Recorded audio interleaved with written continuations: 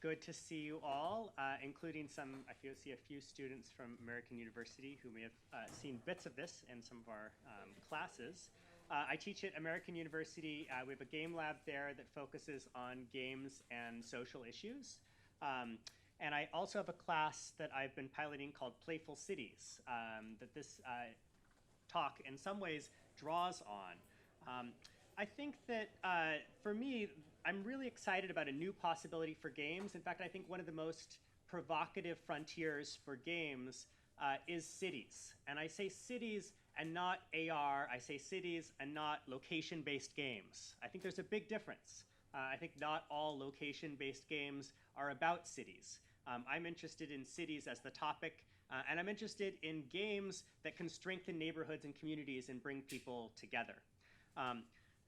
This is a talk that in some ways is about a question of the imagination and whether our imagination has been narrowed by iOS and our focus on success in terms of broadcasting a game that millions of people will play. I think that that is one version of success, but there are actually other kinds of success that also come with a kind of scale. That if we think about the number of libraries that are out there, it's one thing I'll be talking about. If we think of a number of other channels that are perhaps more horizontal, there are other enormous possibilities for games that I think we are sometimes missing. In fact, what Tracy and others have talked about sometimes is the hegemony of play. Right, remember that. This is I think that in some ways we might be dreaming with some of the wrong infrastructure. That if iOS is our infrastructure and those app stores are how we think about success, we may be missing some of the dreams about where the future should be going and be building it too slowly and too late. This in some ways is also because our cities themselves are changing to be hybrid places. And what I mean by this is that our cities, if you experience them only physically, you may be missing part of the central experience of what the city is about. This is increasingly becoming true, that if you have no digital access, it's not just that you are across the digital divide, but you're missing part of the place. And similarly, if you're only accessing the digital, you need to access the physical.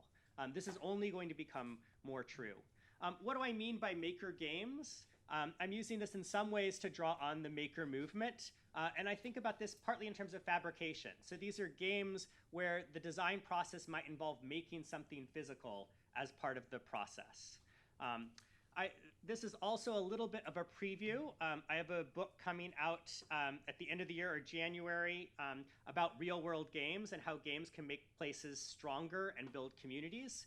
If you're interested in that, come talk to me about that later. But I want to give a few examples. This is a talk that tries to offer a few provocations for us as a community. And my hope is that like 5 or 10 years later, some of you will come back to Games for Change and be like, oh yeah, that's when we started talking more about this stuff.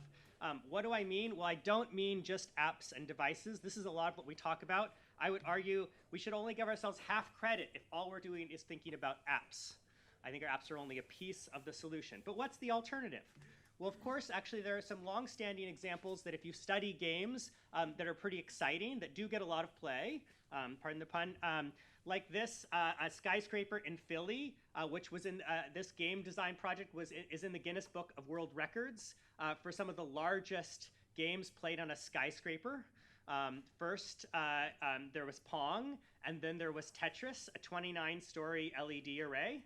119,000 square feet. Okay, so that's something that counts, right? That's not screens as we often talk about them.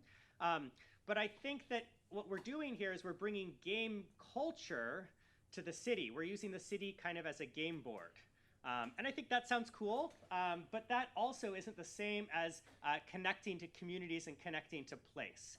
Another way in which another example that gets talked about a lot, Pac-Manhattan. Since we're in here, how many people have heard of Pac-Manhattan? Do a test of audience recognition. A lot of people heard of Pac-Manhattan. A fantastic project, don't get me wrong, but it's definitely about game culture, right? Pac-Man coming to city streets, using the city as a game board. I'd say that we aren't really co-designing the city and the game in any deep way there.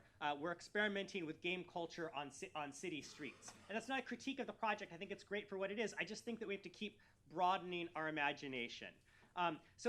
Before I do, I'll offer you a few examples of that. A quick note on infrastructure, if I'm talking about infrastructure and how that shapes our imagination. Infrastructure, of course, just means below the structure.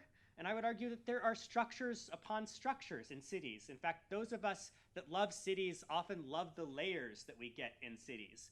And that those different structures, I would argue, are something that we want more game designers thinking about. And the people that think about them already, we want thinking with game designers. So that's part of my argument, is that we can do interesting work together if we start designing from infrastructure. If game design is about constraints, it's not just about design anything anywhere. It's really hard to be creative with the generic open. I think the constraints that infrastructure gives us are actually really interesting and generative. We will design new kinds of games and be more creative if we think about the infrastructure rather than if we think about games in the abstract and then try to bring them to the city. So start with the infrastructure and then make your game. I think there's a whole generative possibility that we're only tapping.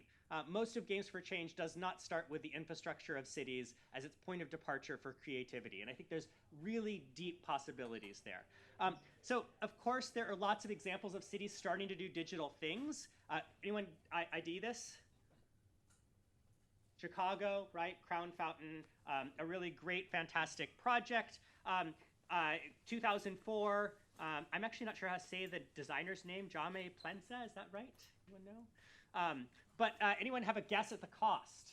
Guesses? Oh, yeah, so I shouldn't make you guess. Thank you. Bad game. So $17 million. So this is not the kind of thing that we're going to lightly do. And I would argue that part of what we're interested in is going back and forth between the fancy projects that have happened and things that are much more accessible. I would argue that some of the big, exciting art games that we've used and we talk about in our classrooms fall more in this category. They're the kinds of things that somebody with a lot of resources or exceptional access can pull off with a great institution, but they're not really democratized. We aren't building a lot of crown fountains, and we're not going to. So what else can we do? How can we start democratizing this kind of design? Because the truth is, a lot of us live in cities, and we need more than just a couple examples. So if we start thinking about infrastructure and we start thinking about networks, is there any scale here? How can we think about what already exists? And one that I like to talk about is the scale of 7-Eleven. Partly because it's not a goody two-shoes kind of example. It's 7-Eleven, right? Except 7-Eleven has 12,000 screens that reach 200 million viewers every month. This is a massive cable network, right, of video screens that are in places, in locations that can reach a lot of people. And there's a question about, like, well, what's showing on 7-Eleven screens, and is that something that we want access to? This is something that in a democracy, we can start figuring out where we should and shouldn't have access. Remember cable access TV? Right? Cable access TV came about partly because of things like federal policy, which says we should carve out some space for things like special time for networks or local broadcasters. And I think that in an era that we are with app stores, there isn't the same pressure on app stores to think about local space, but there are still a lot of screens. And in fact, there are more screens than ever. The number of screens continues to grow. So this is just one network, but is there a kind of community side to this? Well, one that I like to talk about is an example that was there for a brief moment, a window, so to speak, in Los Angeles. And this is a network of bus systems called Transit TV. On Los Angeles, 2,000 buses in their 2006 debut. About 1.1 million people were boarding the buses on an average weekday. So large viewership. And one interesting thing about the screens that were on these buses is that they could serve location-based video, meaning that when you were going through a particular neighborhood, the GPS on the bus could detect that and switch over to play the video files that were associated with that particular location. That's a really interesting opportunity because at that moment, you could have the video be something tied to a game instruction. Send us a text message. And in fact, there were some games that were made for this bus network. This is an infrastructure for deploying games that, again, most people don't even think about. When you're in most game programs, do you think about the bus network as something that we could target? But in the public interest, this is a network that I would argue is very much in the public interest. And in some ways, even more than public access TV, what is on public transit is something that's in public space that should be very much in our conversation about who owns this and where does the content come from, go to, and who profits by it. These are conversations that our cities are having, and I think that in a lot of ways, they're rushing to privatize. So the rush to privatize a lot of these kinds of systems is a concern for game developers as well. I would argue that we as a game development community should consider the fights over these kinds of systems our fights. This was actually, by the way, Transit TV went bankrupt at one point and was trying to sell some of its assets. And there was an intriguing effort in Los Angeles for a nonprofit to buy the whole transit network. And to think about it as something that is, instead of a for-profit, corporate-owned center, to instead run that more like a public radio station, for example, or a public television station. Is this something that game developers should be a part of? I would argue yes.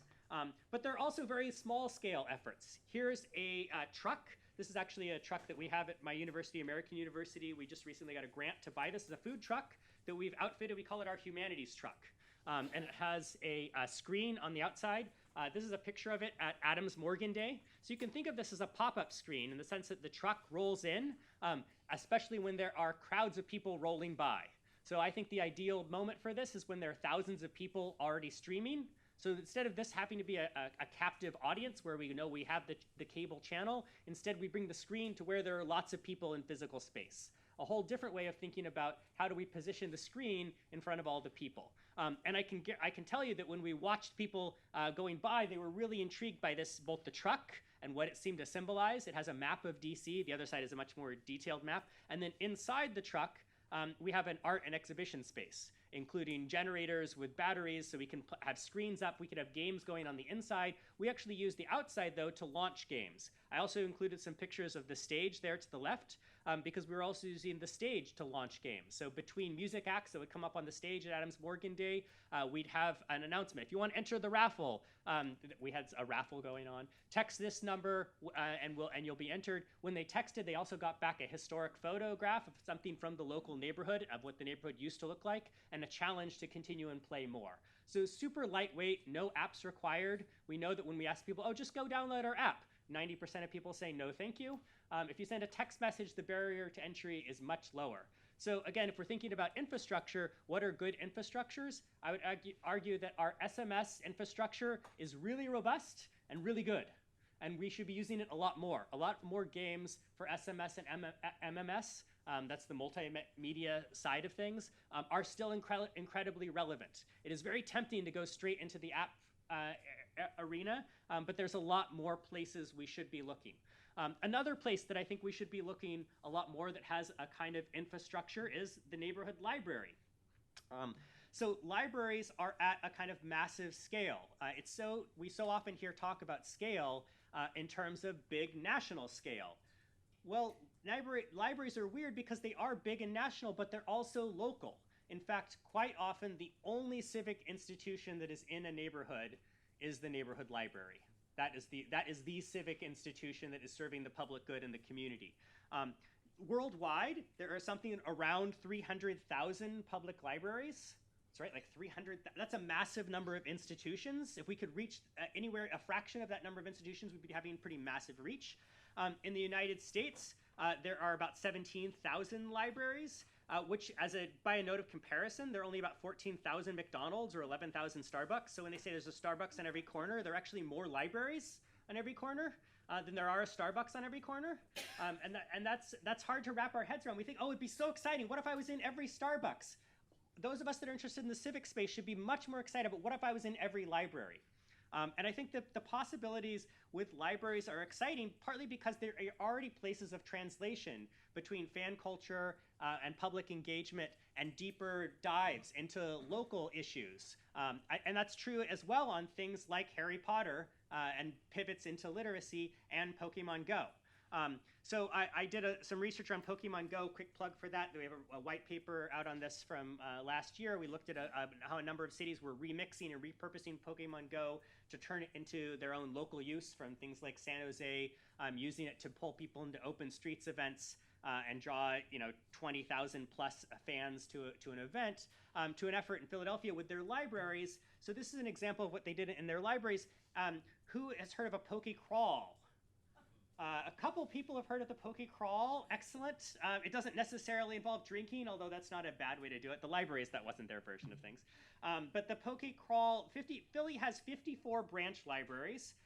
5 of them agreed to dive in and play around with how the library could remix the game in some way. And what they did was they created a map of Pokestops around the library. They also work with Niantic to add the content for those stops if they weren't there already.